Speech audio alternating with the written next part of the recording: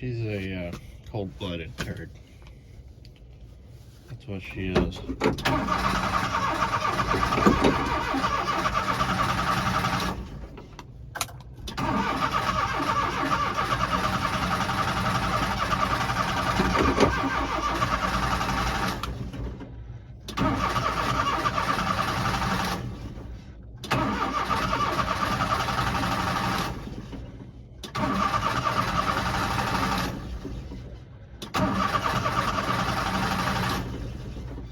I guess I'll try the choke, but that's a two-hand operation. I don't know why that thing's so hard to pull out, but it is.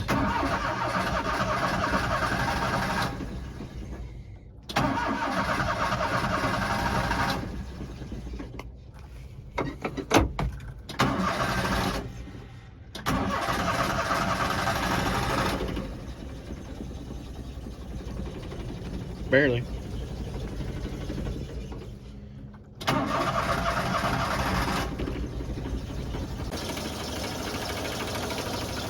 All I get enough for right now.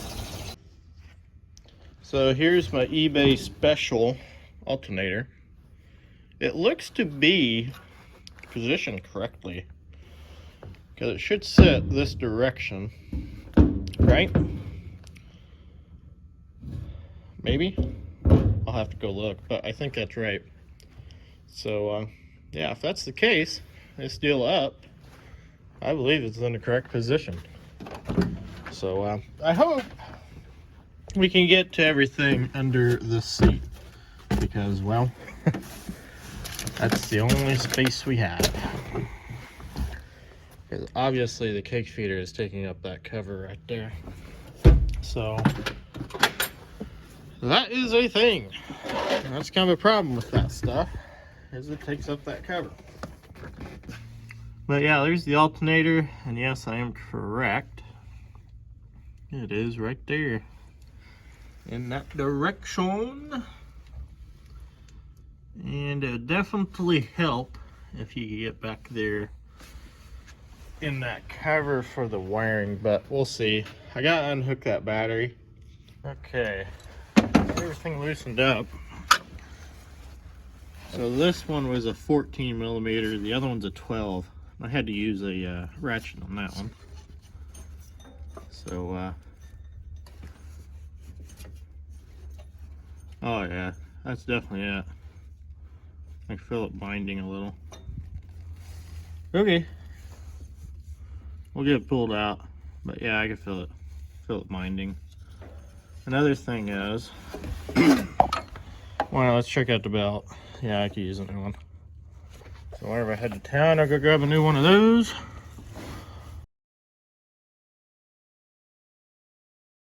Yeah, water pump's fine. It feels good. This one, not so much. It's binding up. And you feel that the bearings are very, very stiff. So that is definitely an issue. And that's an easy fix because I should have everything. Pull this bolt out. And then go test it on the new alternator too. And make sure it works. Here, how long is it? Very good size one. But yeah, make sure it works in here. And it does. Good, I'll just leave it there. Then we know where it's at, right? Okay. I still got some stuff that I need unhooked, you know, like the wires. So,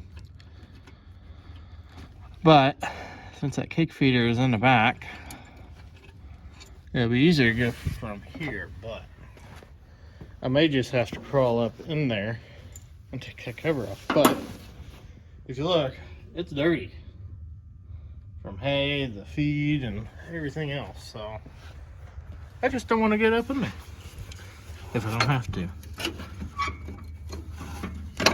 I'm just gonna try to rotate it.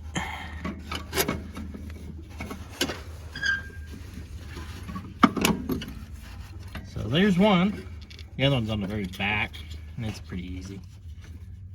But yeah, there's one. So that's probably a 10. then there's my tape.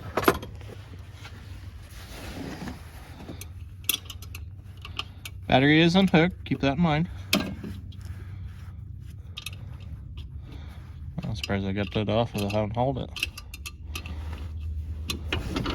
But yeah, the noise that this thing made, it actually was the same as the other mini truck. It was doing the exact same, and it was the alternator. Did I replace it? Nope. We quit driving it by that time, because I was going to do the same thing. I was going to get a new higher amp alternator, just like I was doing here. So, yeah. never really had to mess with it. I quit driving it. So if I could ever find a rear axle for it, I would put the cake feeder in it. Then I go back to driving this thing every day. Oh man.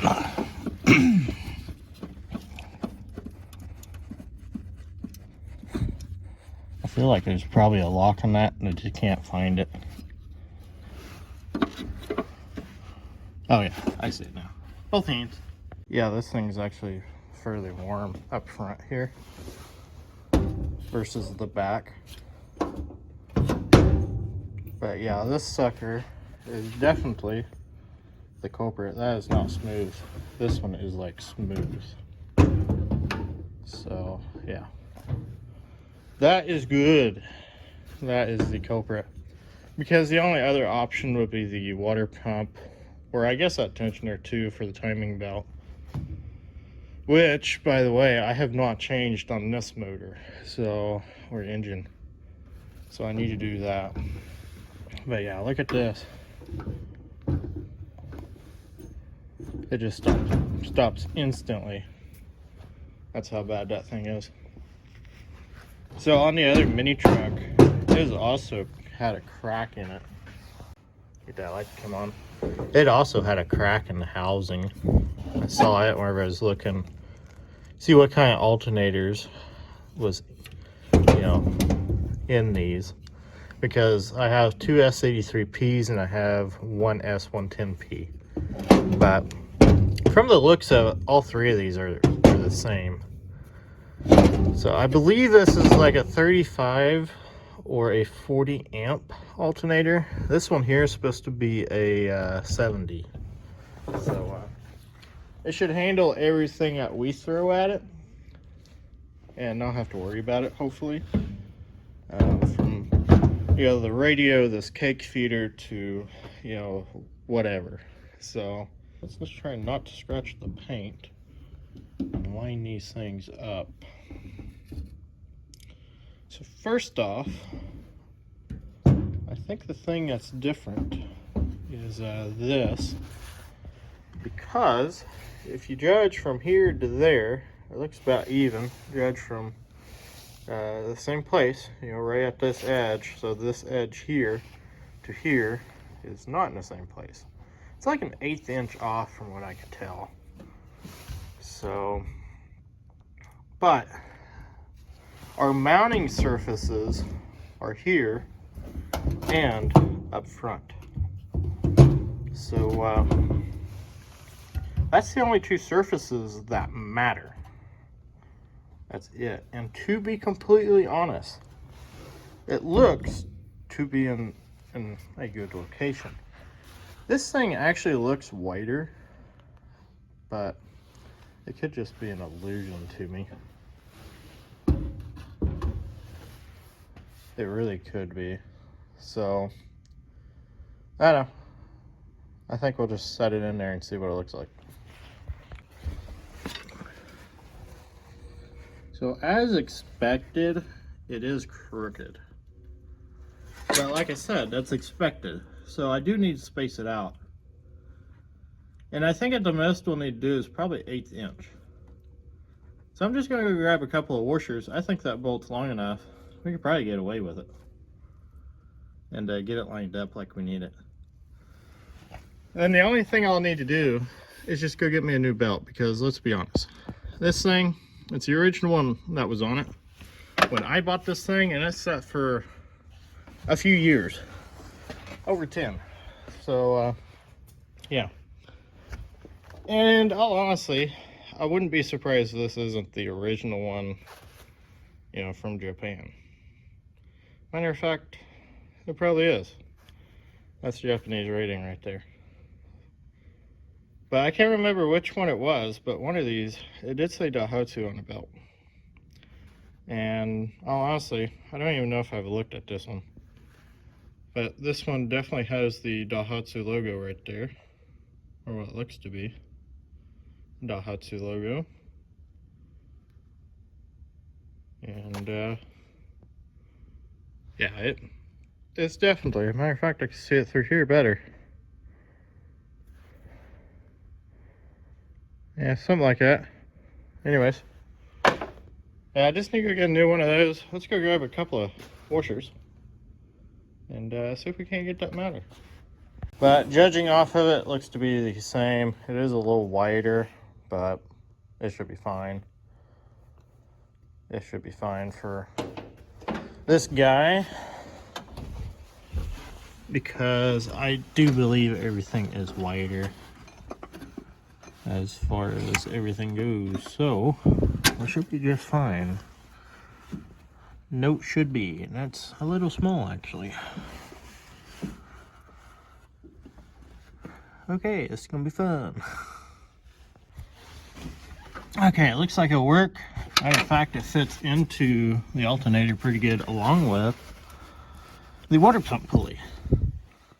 So the only small pulley is the crank, but all honestly, it looks fine. So I don't think I'm gonna worry about it, because it looks to be seated in just like the other one. So yeah, I don't think I'm gonna worry about it. Don't think I'm going to worry about it. So it should be good. Now I just need to tension it, and then start it, I guess. Technically, it should be done. Technically. Okay. Looks to be in decent location. If anything, I could have probably added one more washer in there. It would have been alright. So I thought I'd look in the box for the paperwork. Came across this. Kind of interesting, especially this portion. Output current 1600 RPM, which is supposed to be the turn on point, which is 45 amps, so it's not too bad, to be honest.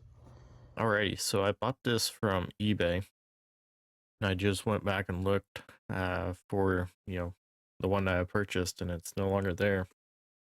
So I guess there's really no point in linking it in the description, but this is supposed to be a mini Denso 70 amp alternator. It is one wire. Alrighty, just gonna pop in here at the end of the video and talk about it. The alternator I purchased is actually a one wire alternator, so it does not require the plug right here. Matter of fact, the plug that's in it is most likely just a dummy plug. It just plugs this hole. They probably don't go anywhere. The alternator requires 1600 RPMs for it to come on and charge, and which that is how it works. So I did confirm that. And you know, if I was to purchase another one, I'd probably opt and go back to the way the factory was set up. But is it a big deal? No. The only difference is I just had to up my RPM a little bit, so it will charge all the time.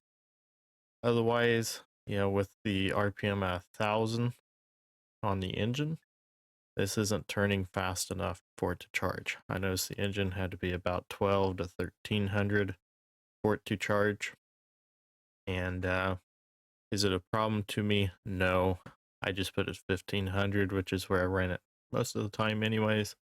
Just, you know, due to having lights on, you know, the blower motor, the radio, and even the cooling fan on the engine, you know, just drug it down quite a bit with it at 1000 and idling a lot. So it's not really a big problem to me. The belt that I installed, this A29, it's actually a little small, but I still had to tighten up just a little bit, you know, with the alternator tensioner kind of deal there. and wasn't really that big a deal. It was just a little bit tight getting on.